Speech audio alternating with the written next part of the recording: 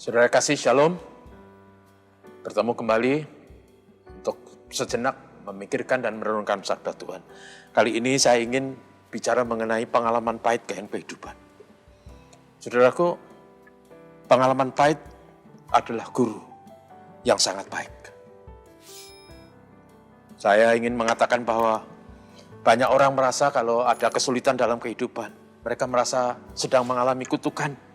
Mereka merasa sedang mengalami suasana yang menghukum dan menyusahkan kita.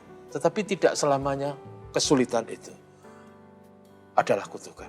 Dalam banyak hal, kesulitan itu justru menjadi arena, momentum untuk kita belajar dan dilatih untuk menghadapi kesulitan. Sehingga kita bisa siap menghadapi masa depan.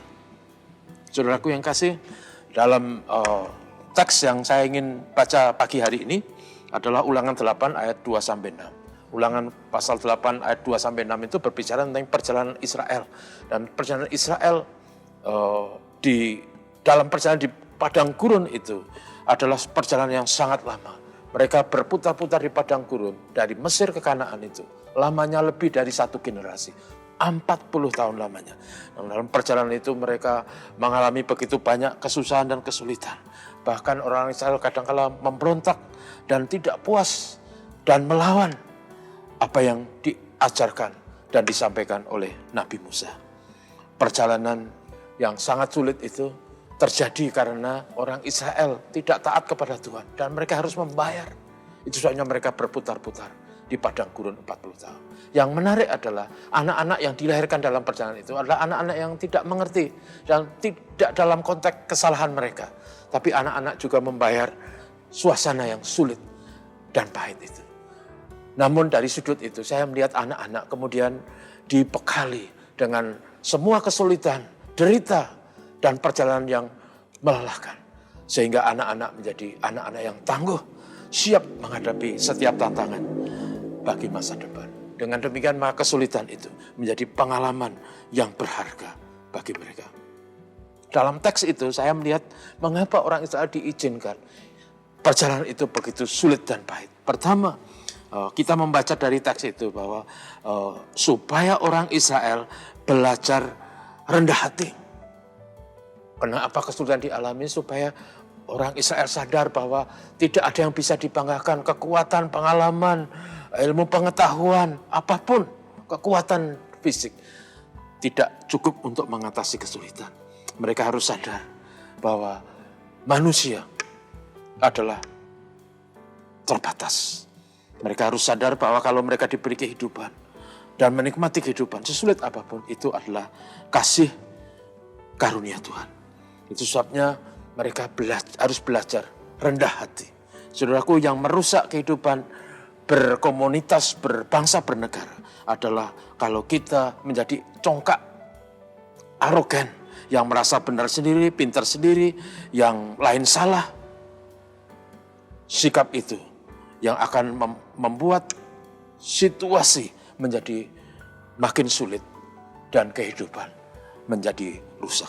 Karena itu dengan rendah hati orang bisa saling menerima, saling menghargai, saling menghormati satu yang lain. Dan komunitas bisa menjadi indah dan penuh kedamaian. Yang kedua, mengapa bangsa Israel harus mengalami kesulitan berkepanjangan? Di sana dikatakan bahwa mereka selama 40 tahun itu diberi makan oleh Tuhan dengan makanan yang mereka tidak kenal sebelumnya. Namanya mana.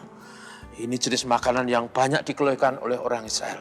Karena rasanya mungkin tidak begitu enak, tidak sedap seperti yang selalu diinginkan manusia. Makanan itu sebenarnya sangat dipengaruhi oleh sikap hati. Kalau hatinya penuh syukur, maka makanan menjadi lezat dan nikmat. Kalau hatinya penuh dengan gerutu dan tidak puas, maka makanan itu makin tambah memuakkan. Tuhan mengajar sesungguhnya. Kenapa mereka diberi makanan seperti itu? Adalah supaya mereka belajar untuk bisa bersyukur dengan apa yang diberikan oleh Tuhan. Itulah sesungguhnya hati yang mulia. Seorang sastrawan Inggris yang terkenal namanya Shakespeare mengatakan, anak-anak yang tidak tahu berterima kasih, mulutnya sama dengan mulut ular beludak. Dalam pelajaran ini, Tuhan mengajar umat Israel supaya mereka tahu berterima kasih. Walaupun mereka hanya makan mana dari hari ke hari. Tapi makan mana itu telah membuat mereka hidup dan bisa berjalan tanpa kesulitan. Yang terakhir yang saya ingin kita merenungkan bersama. Dalam teks itu dikatakan bahwa kenapa manusia diberi oleh Tuhan kesulitan dan makan dengan makanan yang sederhana itu mana? Karena dikatakan dalam teks itu supaya manusia tahu bahwa manusia tidak hidup oleh karena roti saja. Tetapi manusia hidup oleh setiap firman yang keluar dari mulut Allah. Saudaraku, apa artinya? Artinya adalah bahwa manusia tidak cukup dengan apa yang kita konsumsi tiap hari. Ada menu lain, ada makanan lain yang kita perlukan bagi jiwa kita, bagi hidup rohani kita, yaitu firman Tuhan. Manusia batin inilah kita harus terpelihara, supaya hidup kita punya kualitas kekristenan yang baik dan memadai. Kita perlu sabda Tuhan setiap hari, supaya hidup kita dipupuk dan berperilaku memperkenan Allah, memberi dampak positif bagi sesama manusia. Itu sebabnya sekali lagi, kesulitan bukan kutukan. Kesulitan adalah ujian supaya kita menjadi lebih kuat, menjadi lebih siap. Kiranya Tuhan memberkati kita hari ini. Mari kita berdoa. Bapak, terima kasih. Pasti banyak di antara kami dalam hari-hari ini mengalami kesulitan dan kesusahan. Situasi yang tidak mudah karena COVID-19. Tapi kami percaya bahwa situasi ini pun akan memberi manfaat baik bagi kami untuk menjadikan kami orang yang tangguh, tidak mudah menyerah. Kesulitan dan beban berat akan menolong kami untuk kami makin kuat dan makin siap menghadapi keadaan. Tolonglah semua warga gereja GKNM, tolonglah kami semua, tolonglah jemaat Tuhan tanpa kecuali. Juga tolonglah negeri kami yang kami cintai ini. Kiranya dipenuhi dengan damai dan corona bisa diatasi. Dan ke depan negeri kami menjadi negeri yang menjanjikan masa depan bagi anak cucu kami sekalian. Bapak, terima kasih dalam nama Yesus. Amin. Tuhan memberkati saudaraku.